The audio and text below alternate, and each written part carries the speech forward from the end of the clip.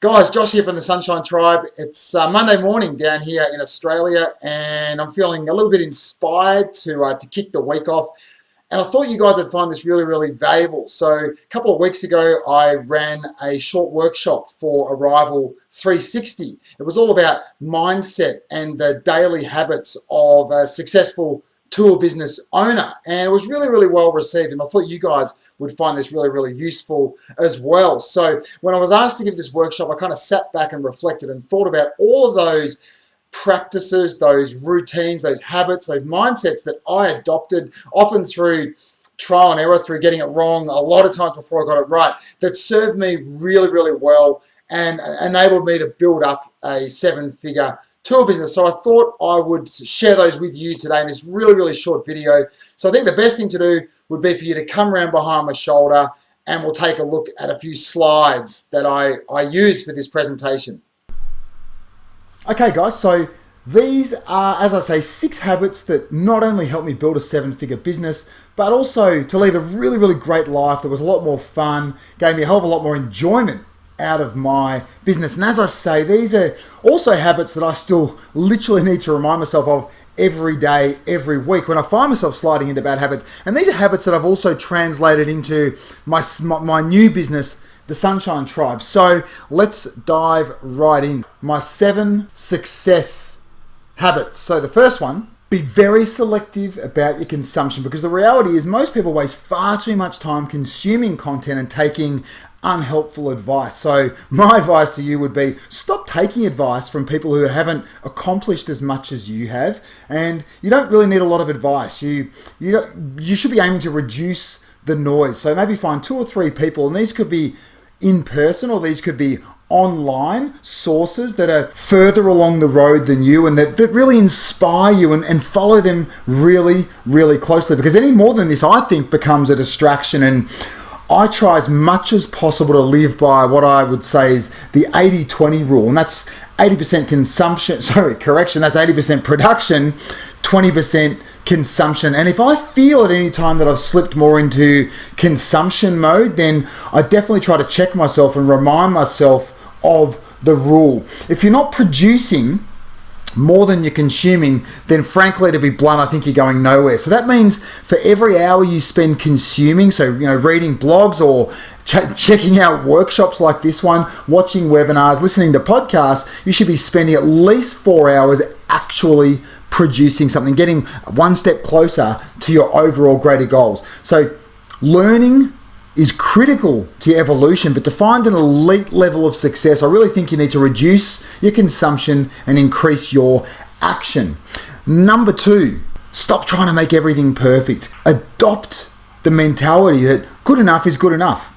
If you try to make everything perfect, it's just never going to be. And you're also going to miss out on all those golden opportunities to really radically improve your product or your service or your experience that come with the feedback you'll be getting by pushing whatever it is you have out into the world. That first wave of feedback is always going to be the most telling to elevate your product to the level as close to that as you want it to get to. So let your customer be the one to tell you what it is that you need to do to make whatever you have as close to perfect as possible. Number 3, start every day knowing what the thing is. So ask yourself literally every day, what is the thing I need to do right now, today, that's going to get me that one step closer to achieving my number 1 goal? So then make that thing a priority. So as a micro business owner as you are, a small scale business owner as you are, you wear a lot of hats. We all wear a lot of hats, a lot of different hats. So make sure you're blocking out a chunk of dedicated time every day to tackle that number 1 thing, that chunky, meaty thing. More time than you're spending on anything else. It's pretty simple. So at the start of every day, go so far as to take a minute to get clear on what you want to accomplish in that day. What is going to take you that next step forward? And then at the end of the day, take another minute to review. It's a fairly simple little process.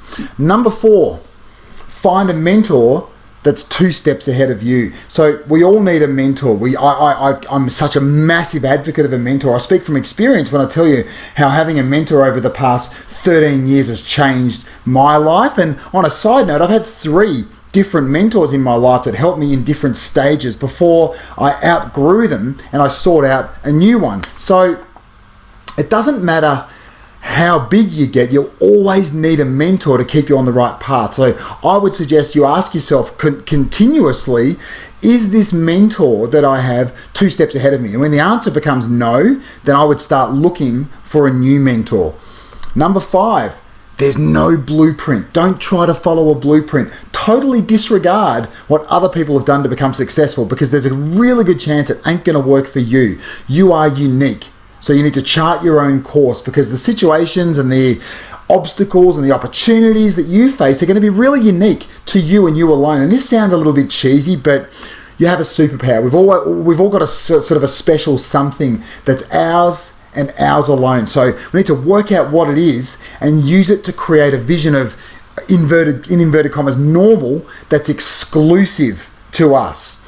Number 6, avoid what I call the scattergun approach and double down on what's actually working. So on some level, we all have a fear of failure, and I think that's okay. Some people would argue, I think it's fine. Some people say you can't fear failure, but I think it's hard. And well, for me, it was hard. And but the thing is, you can't let it govern your decisions. You can't let it hold you back from experimenting and from trying something new. So what served me well is to try everything 2 or 3 times, because just because it doesn't work the first time definitely doesn't mean it's not going to work at all. You might need to iterate and innovate and accept that not all your ideas are going to work the way you want them to initially, but persistence definitely pays off, as they say, as the saying goes. So if you're courageous enough to experiment, then you could definitely experiment your way to success. So